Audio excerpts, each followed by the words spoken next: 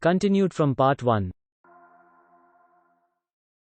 For latest updates, subscribe to our channel and press the bell icon. What would be the criteria for setting up new ICDs, CFSs and AFSs? Considering that there is a concentration in certain parts of the country and a large part of the country remains without such facilities, the CBIC has divided the country into 3 zones: the green zone, the blue zone and the red zone. Their main idea is to take away all such facilities away from the cities and closer to the industrial areas, which are the primary source of consumption or dispatch of import and export cargoes. The green zone are states which are very low on ICD and CFS infrastructure. Those states are Himachal Pradesh, Bihar, Jharkhand, West Bengal, Sikkim, Assam, Arunachal Pradesh, Nagaland, Manipur, Mizoram, Tripura, Meghalaya, Telangana and the Union Territories of Jammu, Kashmir and Ladakh. The blue zone are areas where fresh proposals will be received. The green zones are those where the government would welcome setting up of more such ICDs, CFSs and AFSs. The blue zone are where their proposals would be accepted only for specific trades or under special circumstances.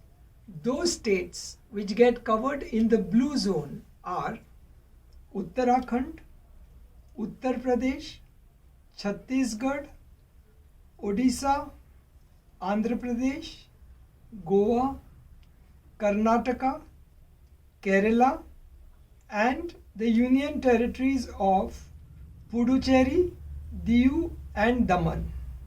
All the rest of the states have been taken in the red zone, where there is sufficient infrastructure available and no new facilities would normally be permitted to be set up in those geographical areas. They have further defined distances in the document. Distance from the ICD to the ports, they want to discourage the setting up of any ICD within less than 200 kilometers from the seaport. Distance between two ICDs. They would discourage the setting up of new greenfield ICDs within a distance of 100 kilometers from the existing infrastructure or other infrastructure which is supposed to come up. However, for the states which are low on infrastructure or in the green zone, there can be a relaxation for the distances which were mentioned above. We are all aware that there is a national logistics plan or policy coming up, and all new facilities would be permitted completely in line with the national logistics plan. In case somebody wants to set up a facility near the inland waterways, there can be a relaxation in the kilometers because there is a proposal to promote movement of EXIM cargo through inland waterways also. As far as the two railway corridors are concerned, they will accord permission to ICDs along these railway corridors, but the guideline would be that there should be at least 100 kilometers chargeable distance between two ICDs which are coming up along the rail corridor. They've taken into account practical issues and stated very clearly that an exception to all the above can be done in case there is a specific trade requirement or there is a specific purpose which is going to be met with it. They make a very clear statement that no new CFSs linked to ICDs would be permitted. It is only CFSs in the non-red zone which can be linked to an ICD which would be permitted. And that also after taking into account a lot of statistical and other data which establishes the need for setting up CFSs attached to ICDs. The air freight stations being a new concept, the Interministerial Committee would take decisions on the AFS basis the data and statistics made available, and it is an area that they would like to promote. You have to note over here that it's very interesting that all the CFSs which are close to international airports can also be converted into air freight stations, or part of their facilities can be converted into air freight stations. Now this would give a great jump to the air cargo industry and take it across the country and not get concentrated to the few air cargo complexes which are available in the country. Whether it is financially viable, whether security will permit it, what would be the processes and the concepts, those would definitely get developed over a period of time. They have also specified a minimum threshold volume that a new applicant will have to commit.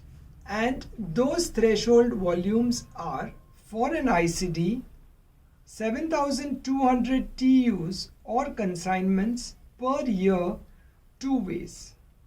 And for a CFS, 1,200 TEUs or consignments per year, two ways.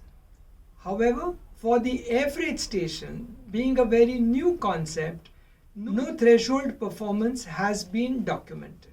The requirements of land have also been very clearly stated. There is a minimum requirement of 7 hectares of contiguous land for an ICD, 2 hectares for a CFS, and 1,000 square meters for export and 1,000 square meters for import for an air freight station. It further clarifies on the ownership of the land. The land has to be either owned by the applicant or should be under his control on lease for a minimum period of 30 years. The requirement of it being contiguous remains, excepting for non-bonded storage facilities. The other legal requirements are it has to be an identity registered in India with a GST number and operational for at least 3 years.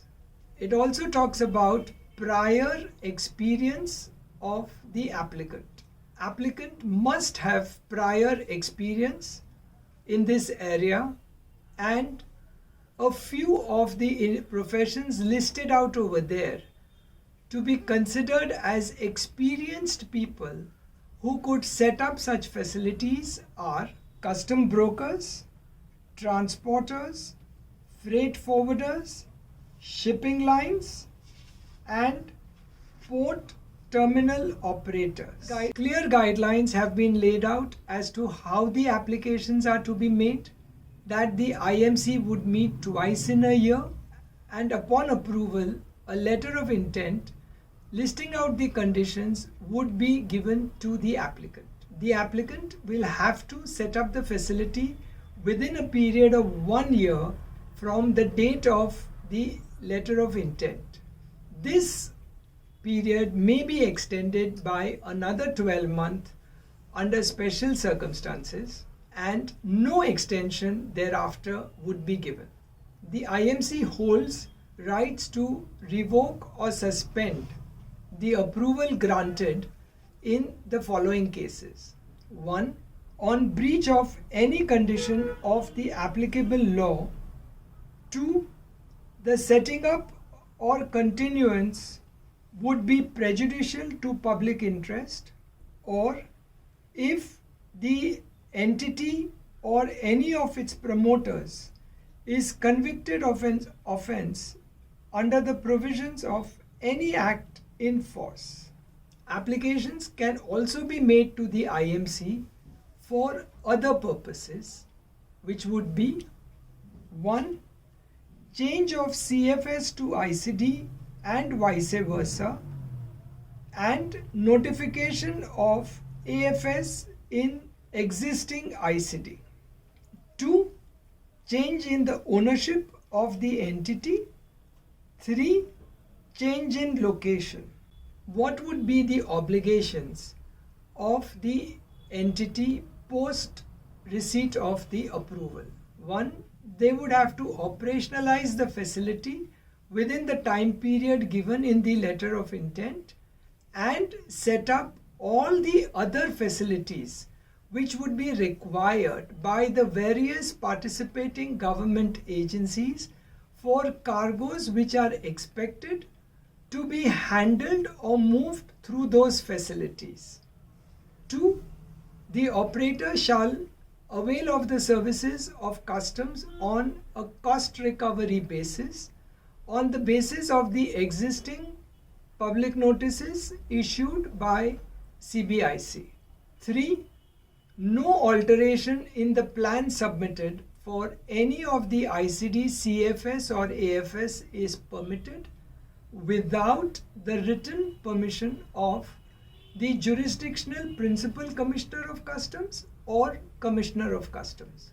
For rail-linked ICDs, the promoter will have to, at his own cost, provide all infrastructure facilities including land, track and maintenance of assets, including track, rolling stock, etc., as per the existing railway rules applicable to such sidings, and the cost of the railway staff would be governed as per the prevalent Indian Railways policy. It would be obligatory on the custodians to follow guidelines and directives issued on account of force majeure by the Government of India. Record keeping, handling, receipt and storage, as already provided in other regulations, the custodian will have to give a bond for the value of the goods that are in his custody. He will have to account for every activity that takes place in his facility. He will be responsible for the safety, security of the goods under his custody, and in case of any pilferage, damage to the goods during his custody, he shall be liable to pay the customs duty on it. After receipt of the letter of intent, the custodian will have to send a monthly progress report to the jurisdictional commissioner of customs. Once the infrastructure is developed, the custodian, the applicant, will apply to the commissioner of customs for notification under section 7AA of the Customs Act. Further, they shall approach the jurisdictional commissioner of customs for notification under section 8 of the Customs Act, and for notification of his facility as a landing place, and for specifying the limits of the customs area, and under section 45(1) of the Customs Act for declaration as a custodian. Here it is very clearly stated that all the requirements of the handling of cargoes in Custom Area Regulations 2009 have to be met with, complied with, and submitted, that they have been adhered to. It will be the responsibility of the custodian to liaise with the Directorate General of Human Resources for posting of officers at their facilities. Upon completion of all of this, the Jurisdictional Commissioner of Customs would recommend issuance of the notification for that facility after satisfying himself about the readiness of the facility and fulfillment of all the requirements. 2. Ensure that the required number of cost recovery positions have been created. And 3. Confirm that once the facility is notified, the Commissionerate will be able to deploy the required officers. Regulatory and other compliances. The compliances of customs are clearly listed in the handling of goods in Custom Area Regulations 2009, and they would have to be adhered to very clearly by the facility provider. The operator shall also comply with all the requirements and compliance legislations of Indian Railways, infrastructure and other facilities. It would be obligatory on the applicant to ensure that his infrastructure is continuously updated and upgraded as required. It also states very clearly that in case there are any activities that the applicant intends to sublet, he can do that with the express permission of the jurisdictional principal commissioner or commissioner of customs. Performance monitoring. The jurisdictional principal commissioner or commissioner of customs shall ensure that there is a monthly review of his performance and also of compliance under the handling of cargoes in Custom Area Regulations 2009. Terms, renewal and denotification of the facility. An ICD or a CFS which fails to meet with the minimum threshold performance for 4 consecutive years would get denotified by the Principal Commissioner or Commissioner of Customs. In the case of air freight stations, the board would take into account the factors which have been related to the underperformance and the recommendations of the jurisdictional principal commissioner or commissioner of customs before denotifying the air freight station. It is interesting over here to note that denotification of an ICD or a CFS is at the jurisdictional commissioner of customs, and the denotification of an air freight station is at the board. This shows the importance that the government wants to set up large number of air freight stations to spread air cargo across the country. It further states that the jurisdictional commissioner of customs can order closure of a facility when requested by a custodian. Such a request for closure would be accepted within 6 months of the application being made and would be subject to clearance of all dues of cost recovery and other compliance issues, as well as cargo related issues that may have arisen over there.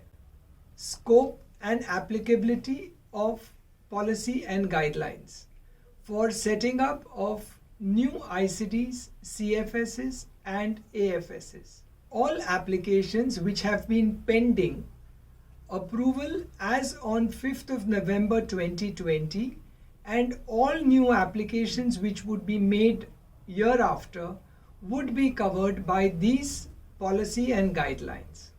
Also, those facilities for which a letter of intent was issued but the facility has not been made operational would be covered by these guidelines.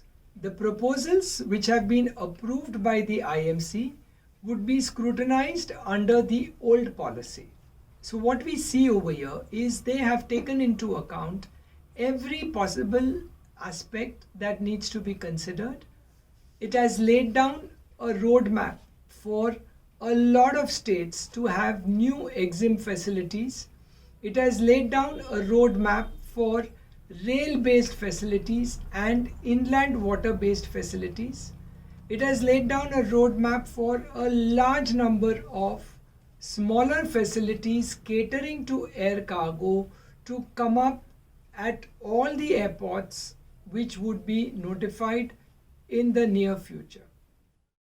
Views expressed are personal.